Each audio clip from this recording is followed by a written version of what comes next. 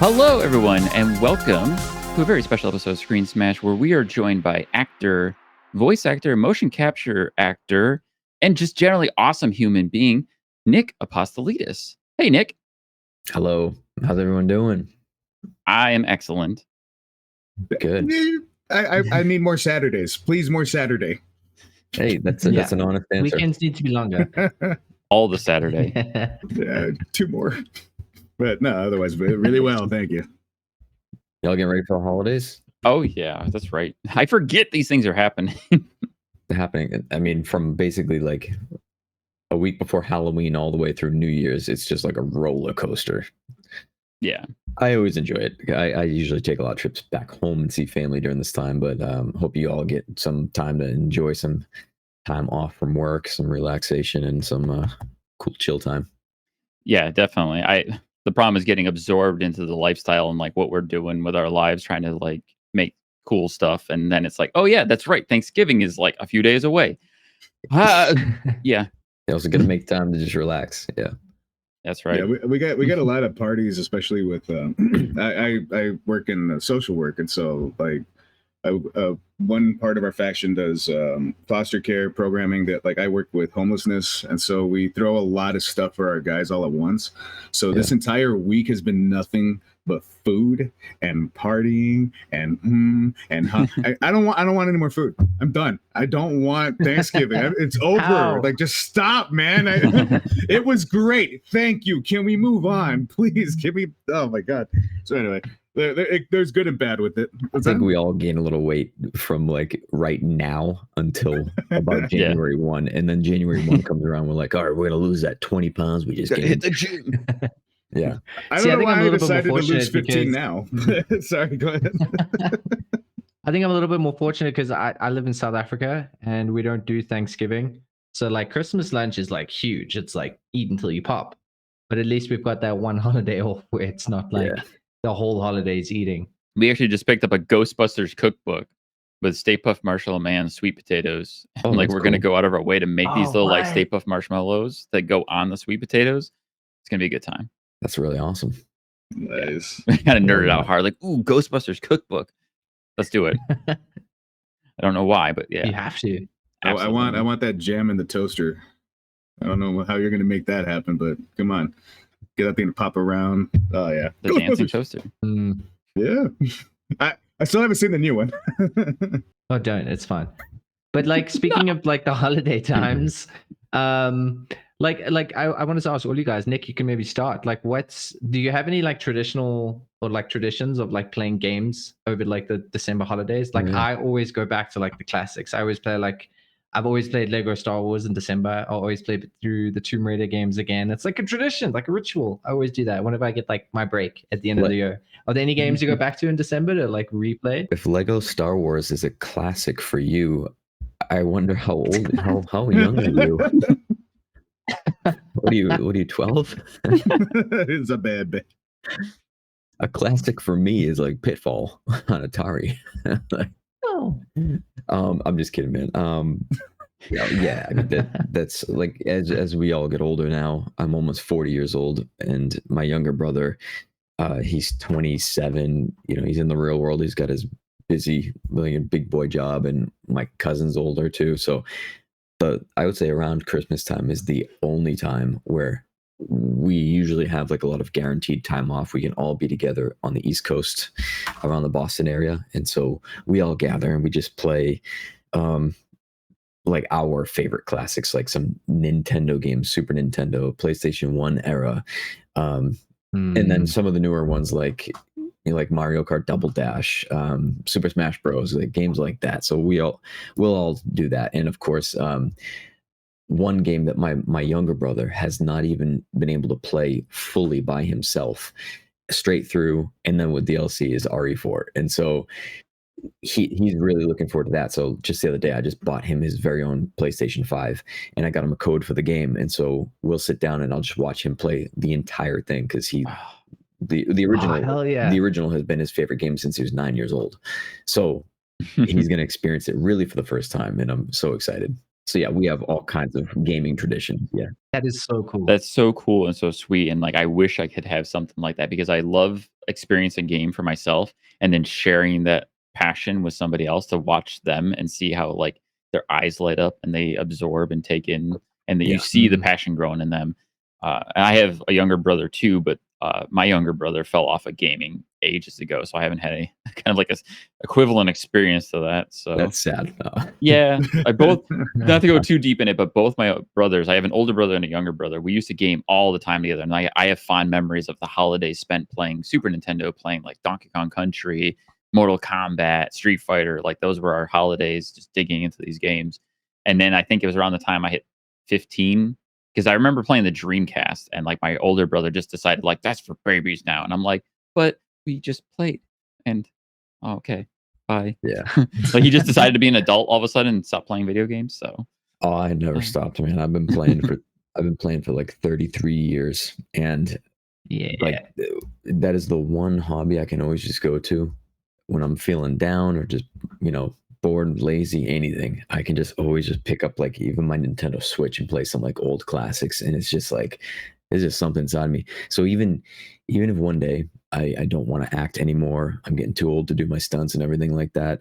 I think I want to really get into game development, even on the indie level. That would really fulfill me because I would be sharing my passion like from all of my life in my career, and then sharing it with like the younger generations. And there's this wave of like new retro coming back, and Yeah. I'm all about it. All these games, like absolutely. I'm picking up like indie games on the Switch and even on PS5 now. These games are like $10, and they were developed by like 3 people in their basement, and they're fan-fucking-tastic games. Really. I love Oh, them. yeah. I love like the retro 8-bit side scrollers, the Metroidvania. Like I'm obsessed with this shit. I used to like I'm pretty notorious for hating that crap, and then now I'm like, why is the pain? That's the only thing I ever want to play. Like it's hard for me to get involved in like a new genre, because I know that if I like it, I'm gonna go hardcore, and that's the only thing I'm gonna ever be doing from now on. Don't talk to me, mom. Stop calling. And so like it's funny that you talk about like the trajectory also of like if things change and what it is that you want to do. I had a similar kind of a circumstance that I don't know if I'd be good with like the development stuff. I mean, Dan has been trying to teach me to do some editing stuff, and I am useless. But I am one hell of a storyteller, and I do love to write, and that's how There you go. we got together. So I would love to do those stories. I'm actually working with some friends of mine. We're doing a tabletop kind of to rival, because they kind of suck now, Dungeons and Dragons. It's called Pathwalker 1, and yeah, we're developing a whole bunch of stuff, and so like I'm finally getting my toes dipped into this thing that I've been absolutely a huge fan of my entire life, and now I'm starting to see what the flows are. I'm starting to see how that works, and man, it is so goddamn interesting. And I am just excited as all. I'm way too excited right now. I need to shut up. But yeah, I see what you're talking about. Like getting something that you know is a passion of yours and applying that to your own life is incredible. Yeah.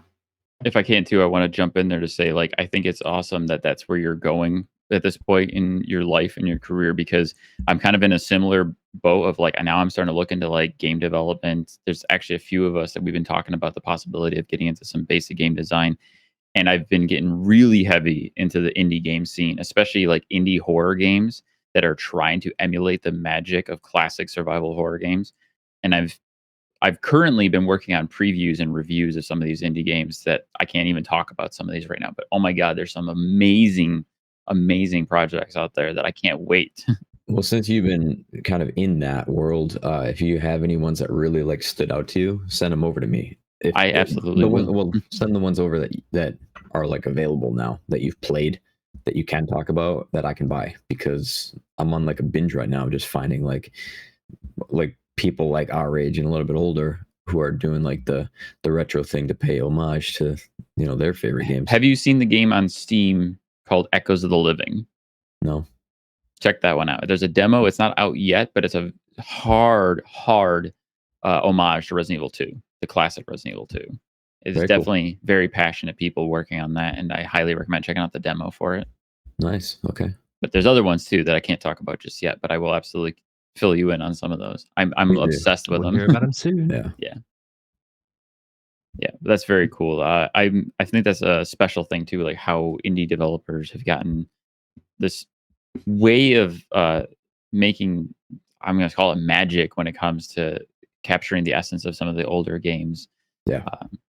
But yeah, that's something similar for me too, that I get lost in those types of things. I played like I got my PlayStation 5 at the beginning of this year, and I was so stoked when PlayStation finally upgraded their subscription service to have game catalog, which was like their answer to Game Pass. And what I loved was going through that list and looking at like the unique, indie games that were on there, and played some amazing games. Like there was a game called Bound, which was like this polygon art style, and it's you play as like a ballerina, which is like it's like a short sort of 2-3 hour adventure, but it's like this beautiful experimental video game, and it's so cool. And then playing something like Inside, which is like an incredible video game. Played it, and it's so cool to see like these little projects that are like really experimental, but they really sort of try and make a game that's going to be enjoyable rather than something that's really mainstream. It's just it's something different, and it's magic, like Jan said.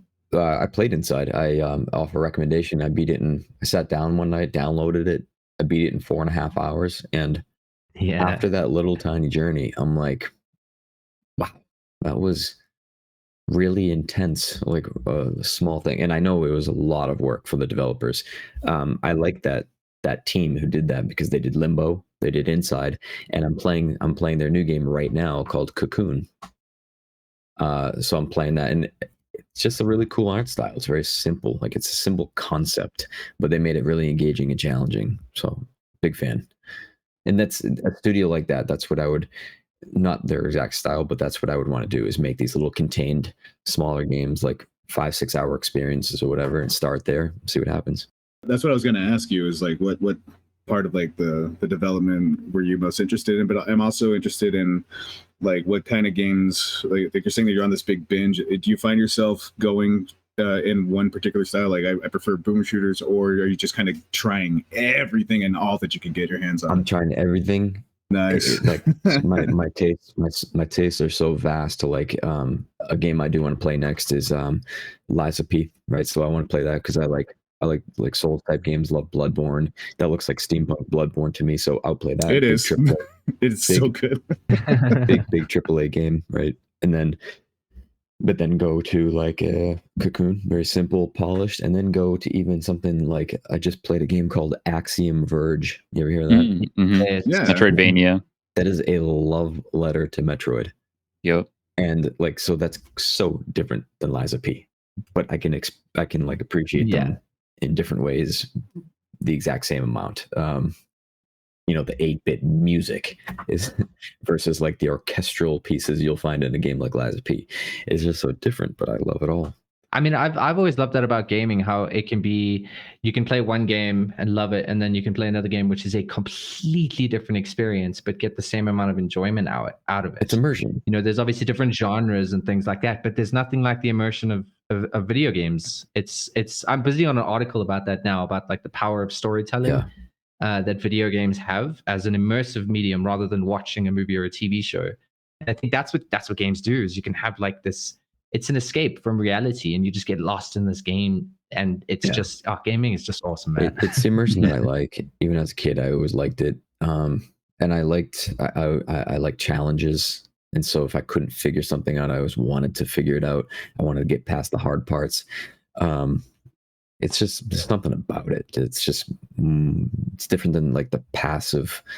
Like, people argue that cinema and movies, which I love too, that they're immersive, not as much as games, because you are responsible for the survival of your person or your creature, whoever you're controlling. Right. That's what I've been saying. You're responsible for that, and you want to see the ending. You want those payoffs. You got to figure it out, and I don't know, something about it. I just love it. It's not for everybody, but I feel bad for people who have never really like experienced what gaming can be. Some of my friends have never given it a shot. They never played Super Nintendo when I was a kid, when we were growing up, and they never got into it. And they're just like, oh yeah, video games. At this point, they have no idea what they've become. They really don't. Big time. They're like movies at this point. There was I mentioned it on the show before that like my sister, I told her about The Last of Us for years, and she's like, "Whatever, it's zombies, it's gross, blah blah blah." And then the show comes out, and now she's like, "Have you heard of The Last of Us?" I'm like, "You shut your damn mouth." I love her to pieces. She's my favorite person on the planet. But yeah, I finally was able to hold that over, and I'm like, storytelling. Well, that's where you come in. You said you're a storyteller. Maybe that's where you'll fit in games when the time's right. She's also a filmmaker as well, and like I do films here as well. And she like now that I'm now that she got a little more introduced to it, now she's starting to ask more questions about stuff, and I love that. And you mentioned something about like immersion.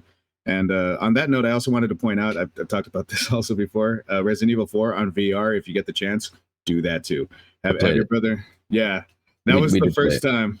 Yeah, that was the first time that I felt that reinvigoration from the original on the 2D, then getting into the VR for it was absolutely ridiculous. But yeah, you're right. Getting involved. Oh, I love it. It's something we've talked about a lot.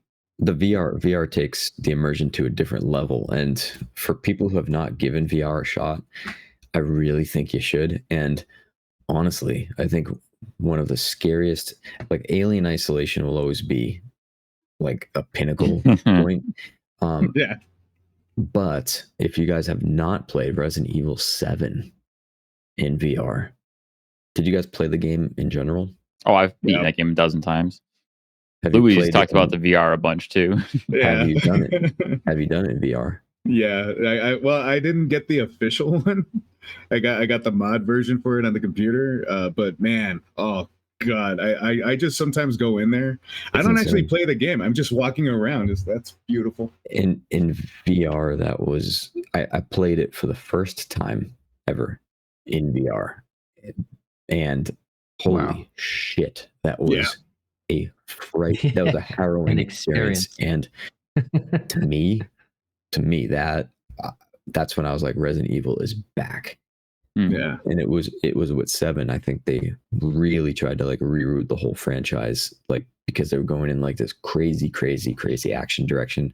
A lot of people thought they were just losing their way. And then with 7, bringing it back to an old mansion, few baddies, I was like, holy shit. A lot of people didn't like the big changes, and there's no main heroes in it, and they're like, who's this guy Ethan? But as an experience, survival horror, they brought it back. Oh, absolutely. I should correct myself. No, I did do 7 on the PlayStation. That was my first VR experience.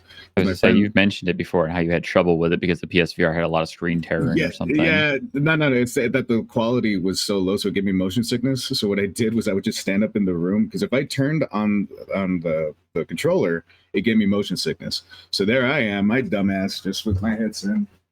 Oh, really? Around, like, turn and shooting, and I mean, that helped me out with the immersion, so I was able to actually get a little bit more involved into it. But yeah, there was a difference, because I played the first part up to when you get to the garage without the headset, and then my friend was like, "Stop now! I'm bringing it over to your house," and he brought it over, and holy shit, yeah, no, he's one of my best friends for a reason. Yeah, he was like, "You have to stop." So what a lot of people don't realize was that was the first game ever, the first full-length AAA video game ever to be developed specifically for VR. Mm-hmm. There was a million demos at the time, but hats off to Capcom for innovating that and creating that. That's why the vast majority of people who've played the game did not play it in VR and still haven't. And like, yeah, it was a pretty good game. I'm like, you're saying that because you didn't do VR, because it was meant to, like, all the scenarios they put you in were meant to be played in first person as you. Did you see the demo that they did to get the people on board to make the game in the first place? I don't think so. I found a video. Some guy was talking about it, and he showed snippets of it. And the original one was you're strapped to a chair, and a woman walks in, and like she's creepy as all. That was the escape demo, wasn't it? I feel like I remember something along those lines where you're on a chair and you got to like wiggle loose or something. No. That's the thing, is that like to sell Resident Evil 7, it wasn't really an immersive experience necessarily. It was just done like you were in the VR. You couldn't move. You didn't have a controller. You had nothing. but your character is strapped to the chair and she's like doing things to you. Like I think she stabs I think it starts with her stabbing her hand into the chair, and then like she gets in your face and everything like that. And they were like, this is the kind of horror that we want to do with Resident Evil 7. And she would eventually, that's what got everybody on board. They were like, do that. So they just started throwing money at them, and now we got Resident Evil 7. Absolutely.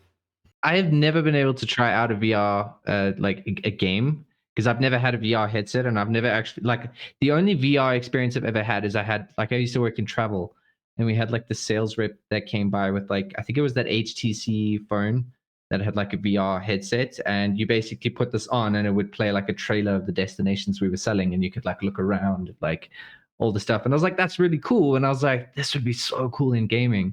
And then seeing something like I think there was that Until Dawn Inpatient VR like spin-off game type of thing. And I watched it and I was like, this looks terrifying in VR. If you've got like headphones on and you're like looking around, Scary like shit. Yeah. that is just crazy. I'd love to try it. And I think that like if I ever get VR, Resident Evil 7 is the first one I'm doing. Have you beat the game many times or just once?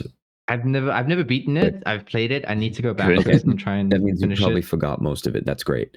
Because you need to really experience it, because it's so even with the sound design. So when I was filming RE2 remake, that was the same team who did 7, and they were working on those games almost simultaneously. So when we were filming RE2 remake back in like 2016, 2017, that's when the trailer for 7 came out of nowhere. I didn't even know they were working on it, right? So here I am, I'm filming with them for 2.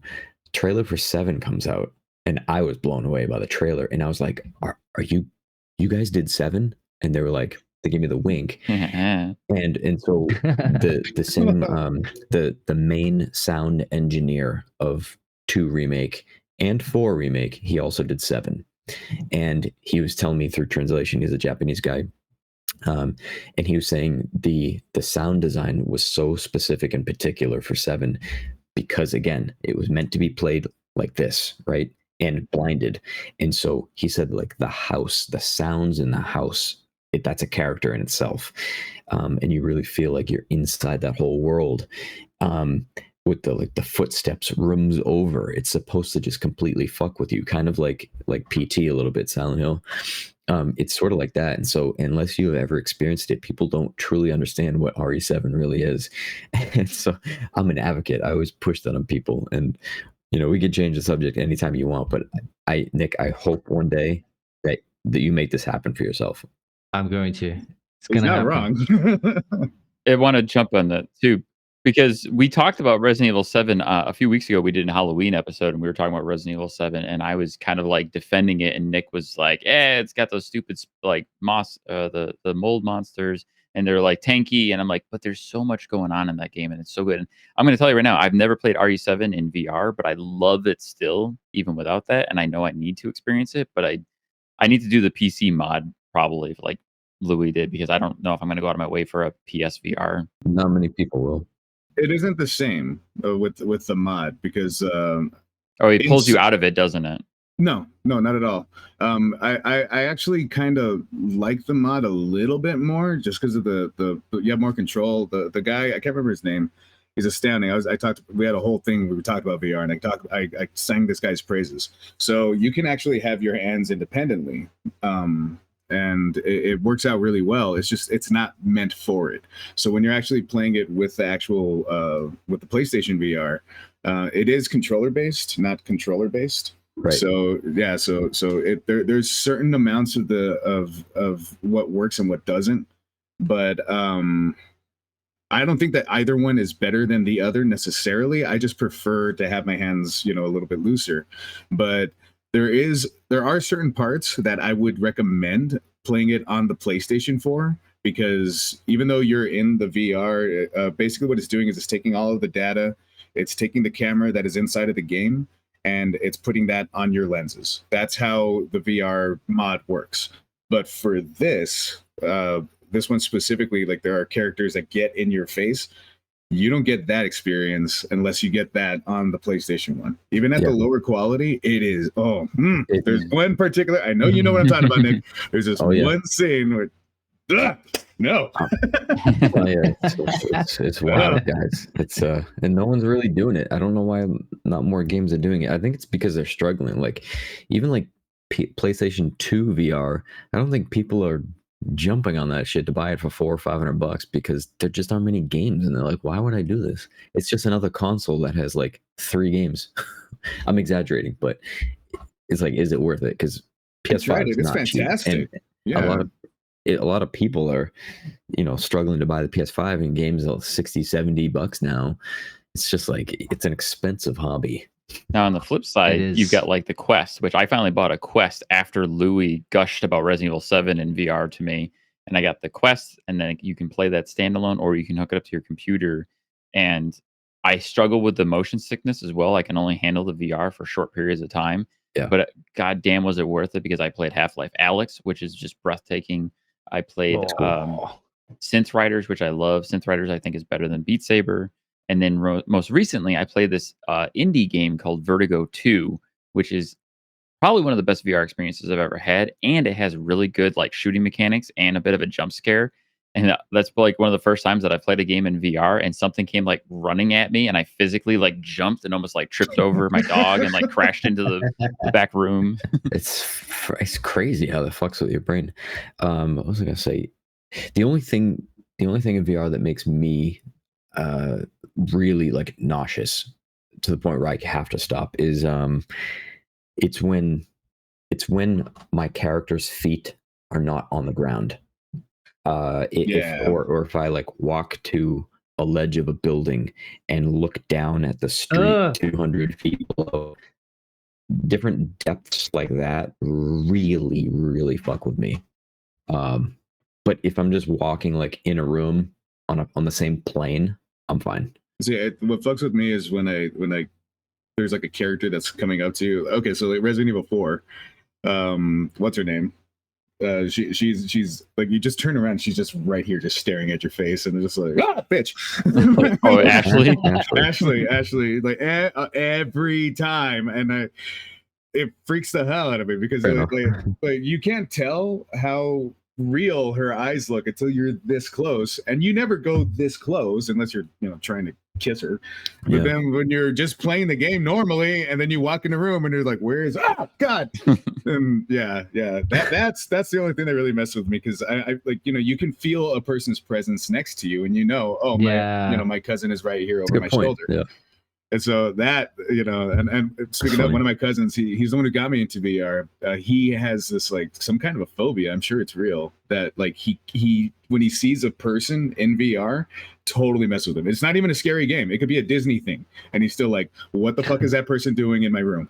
That person should not be here. They don't belong here. And it really messes with him. That's funny. VR. Well, I'm excited to see where it goes. I think hopefully that the technology continues to grow.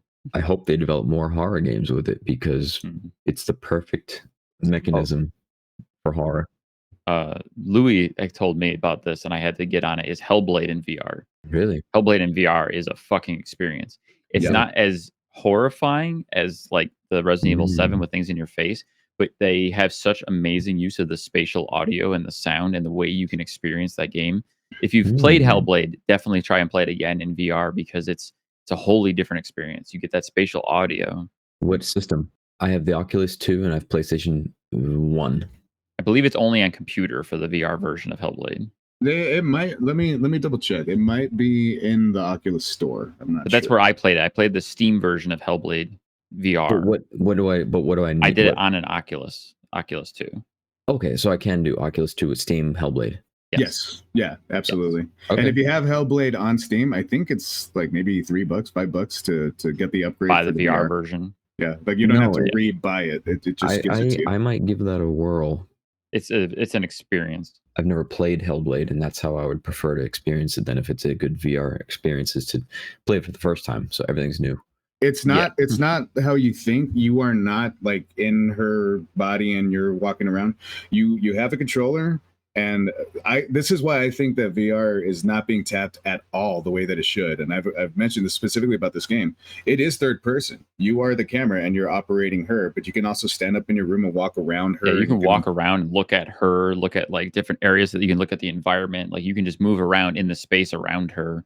Interesting. And That is so cool. it's mind blowing. It's Especially ridiculous. There's no reason all games should not have this mechanic, unless maybe Batman Yeah. because you're going really fast, and I can see That's people throwing up. Mm. But otherwise, it's. I mean amazing. that's like the perfect game to implement that, because she's, you know, has that psychosis and is hearing voices. So Oh, yeah. that's where it's so immersive, where video games can be that immersive, especially with VRs. You can kind of sort of picture yourself as one of those voices that's not just following her around. And like that is great. That sounds so cool. I need to try it. I'm Yeah. just adding to my list right now. Like I gotta get a VR. Yeah. Yes, you do. It's good. Keep telling you. Yeah, Damn Ninja it. Theory, they push the bounds when it comes to that technology, and the way they made that game is just phenomenal. I'm a massive stan for Hellblade, and I'm very excited for what they're going to do with the next game. I gotta check that out. Oh yeah, that was one of the gems that I saw where I was like, oh hey, look, it's got a VR, whatever. And then I tried it and I was like, I am never going back. It's awesome. So I actually had a question for you, Nick, because like it's like everyone knows that you are a fan of Resident Evil 2 and just Resident Evil in general. I'm Yeah. curious, what are other games that are like your favorites beyond Resident Evil? Like some of your all-time favorite games? Well, a big inspiration for me was Final Fantasy VII on PlayStation 1. That was my first the first really long game that I ever sunk my teeth into, like really long RPG. Absolutely. I put maybe like 110 hours into that, and I'd never done that like to complete a game. You know, like I would play Mega Man 3 like a million times. So have I put 110 hours into Mega Man? Yeah, but you can beat those games in an hour. You know?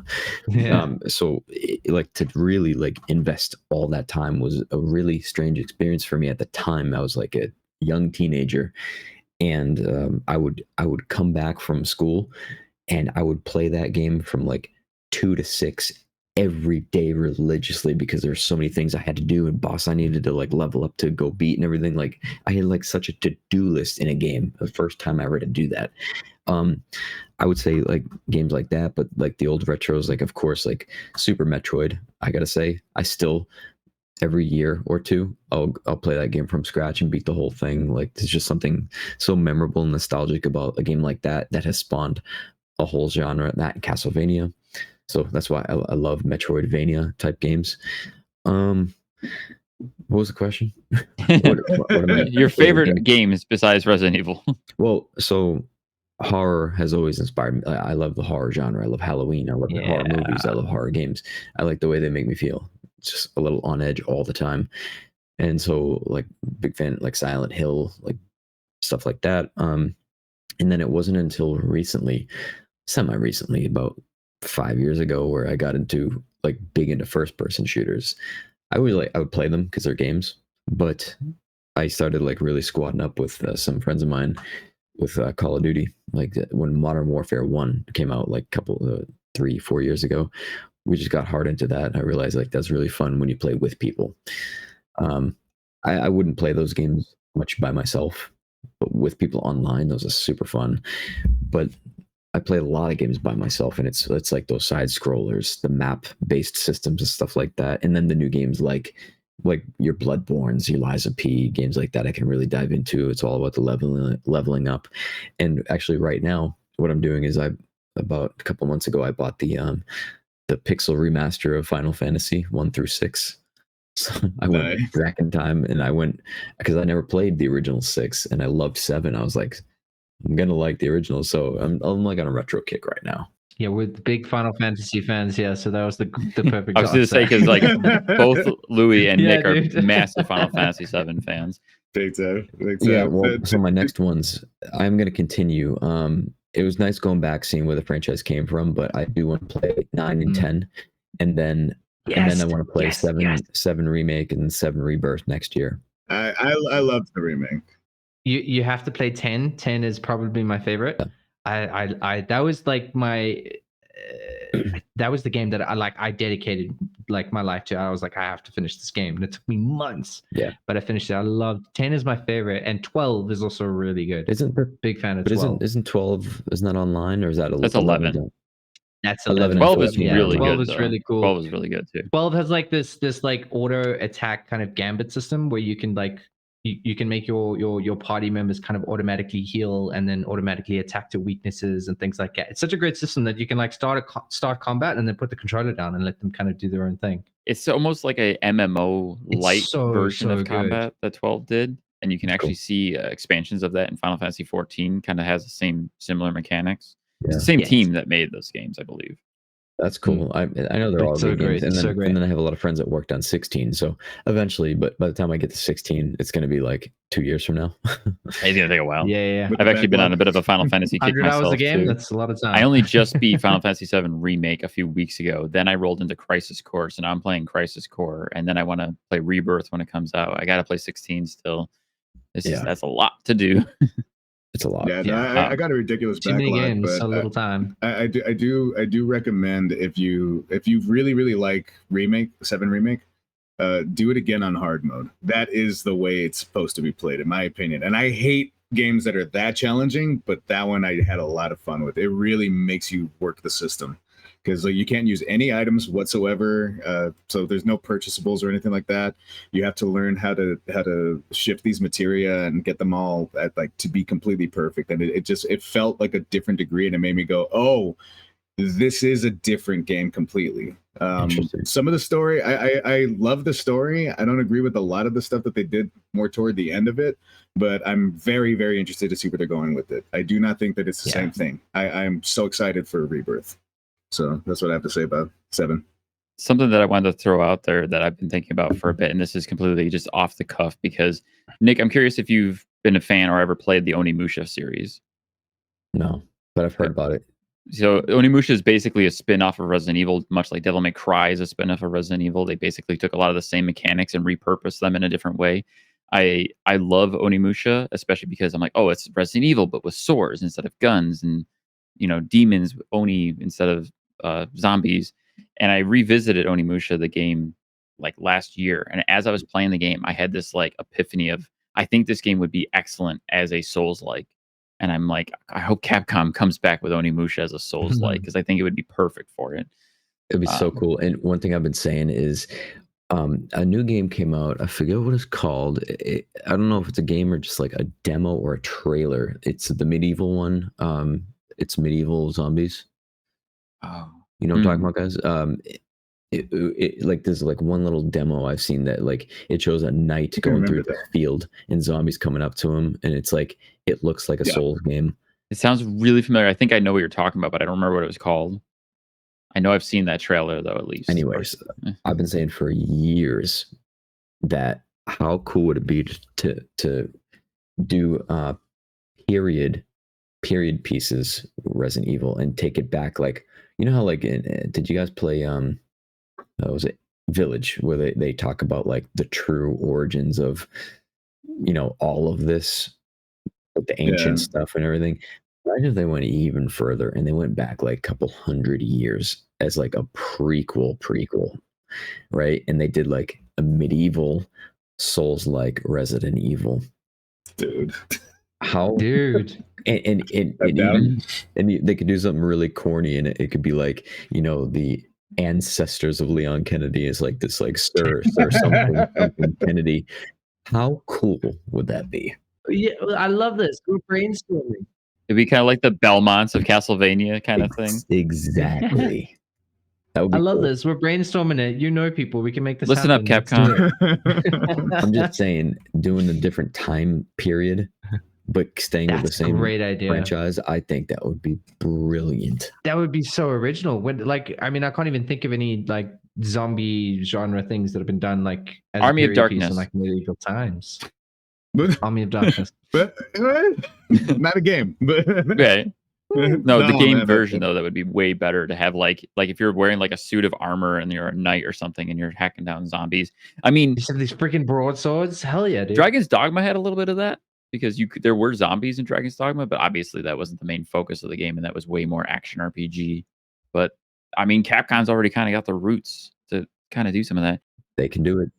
Make it happen. They were making a game once upon a time that had like a knight in it, but I don't remember if it was a survival horror game. It was a PS3 tech demo called Deep Down that never happened. That was Capcom. Yeah, that was a Capcom thing. I think that it may have become Dragon's Dogma, but eventually what was Deep Down just disappeared. It looked like a Capcom Souls-like at the time. That's cool. Something to Google and look up a trailer for. Oh, before I forget, Onimusha is on oh my god, Switch right now. Yeah. I actually just bought it not too long ago. It was what, like 10, 15 bucks? Probably 20. I think 25? it's 20 for the new HD version of Onimusha. Yeah, Maybe I'll pick it up.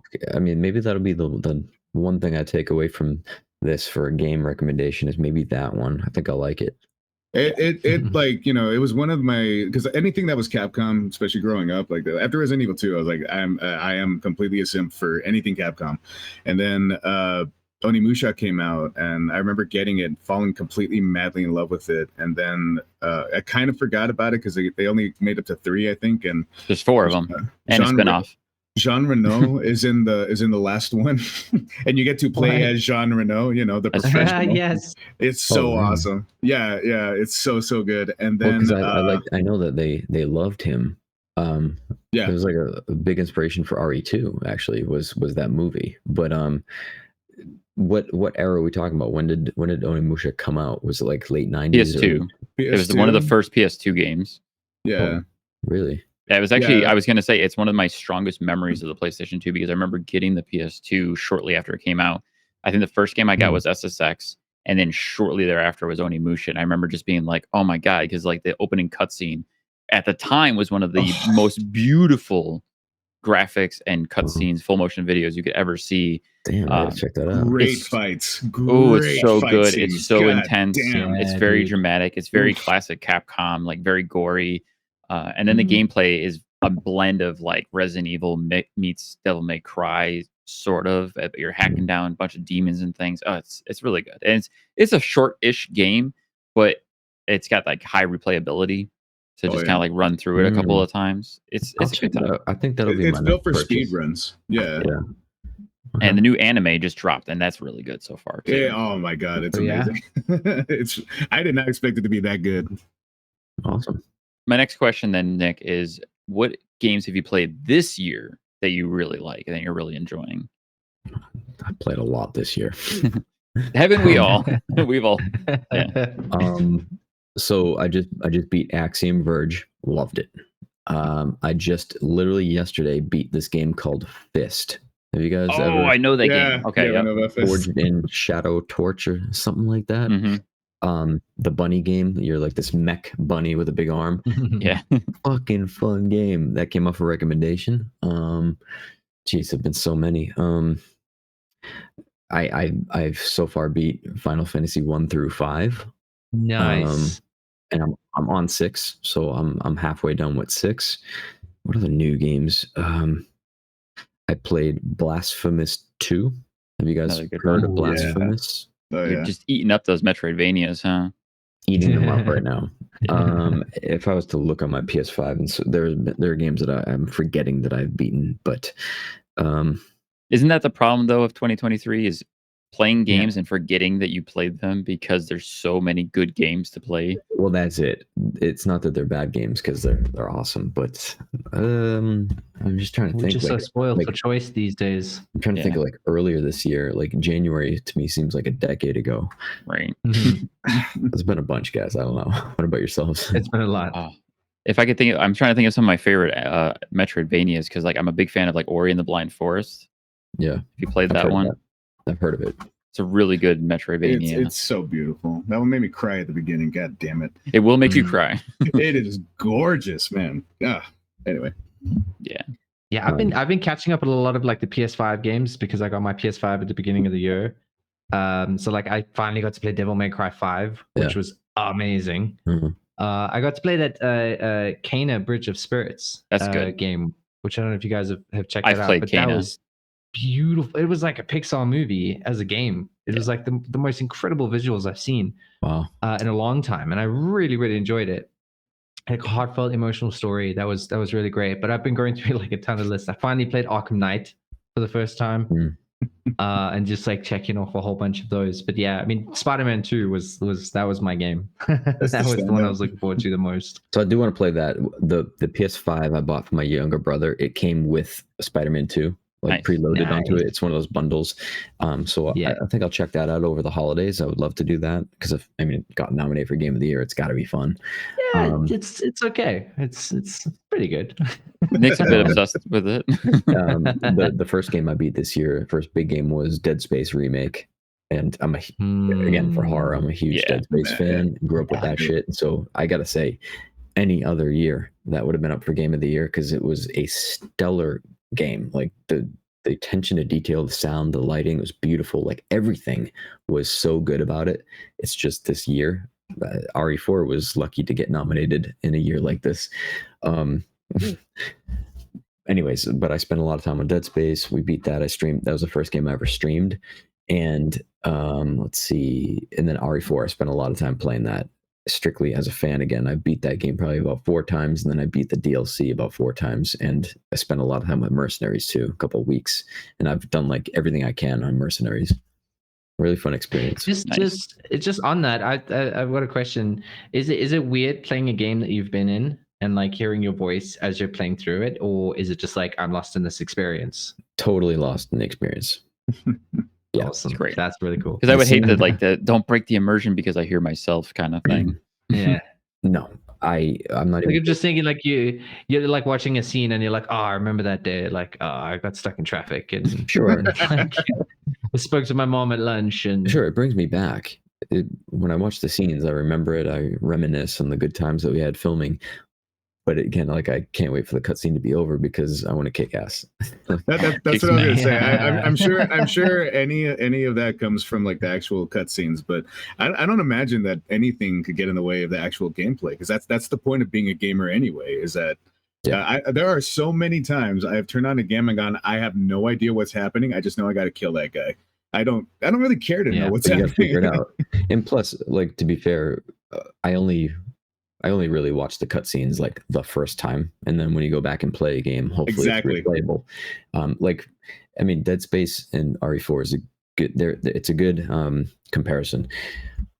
They're both fantastic games, and I actually worked on both of them. I worked a little bit on Dead Space too,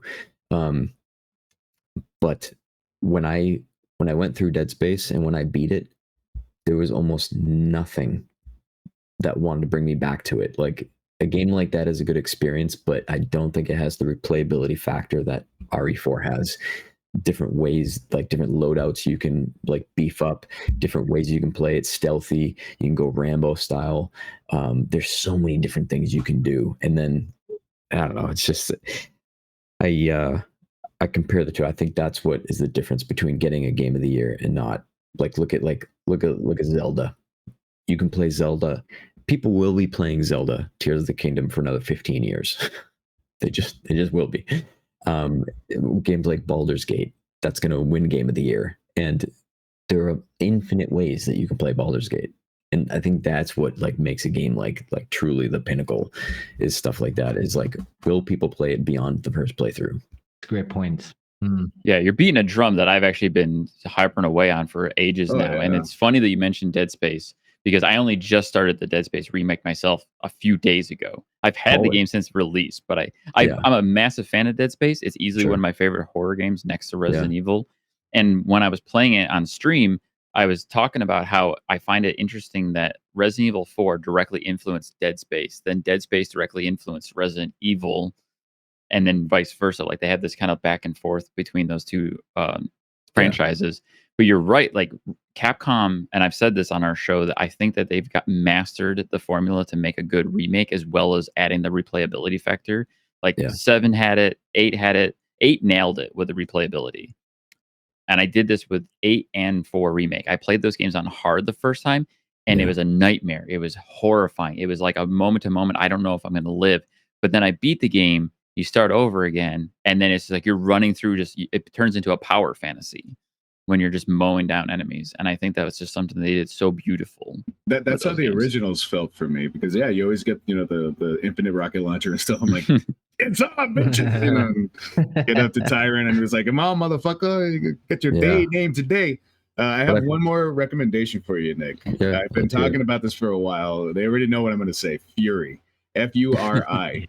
This is an indie game that's been around for about 7 years. It is phenomenal. It is one of the best games I have ever played. I am completely obsessed with it. Incredible music. It's just a boss run. Like it's boss after boss, but you only have really 3 mechanics that you can do. You can block, you can dash around, and you can strike. Oh, and you can shoot. But figuring out how to beat each one of these bosses, it feels like Portal. Feels like it's a sorry, my cat's being cute. Oh, my cat.